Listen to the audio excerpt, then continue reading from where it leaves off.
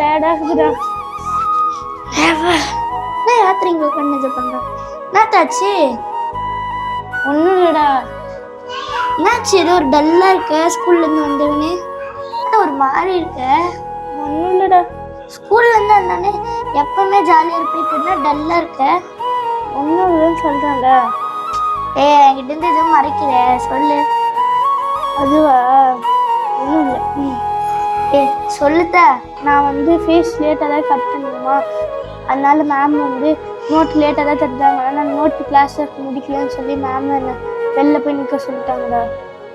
Mummy வந்து fees லேட்டாக தான் கட்டினாங்க, அதனால் ஒர்க்கெலாம் கிளாஸ் இருக்குது, அதிக சப்ஜெக்டில் முடிக்கணும்டா.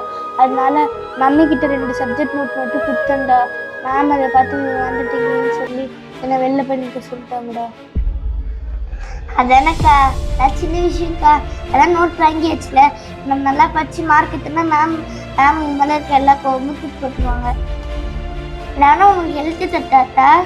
வேணாண்டா அப்பா, ஆல்ரெடி மேம் என்னை இதுக்கே திட்டினாங்க, நானே முடிச்சுக்கிறேன். சரிவா, யாத்திரை சீக்கிரமா மம்மி வந்துருக்குள்ளே நம்ம எழுதி படிச்சு வீடெலாம் க்ளீன் பண்ணி வச்சுக்கலாம். சரிவா போகலாமா? சீக்கிரமா டைம் வருது வேலை.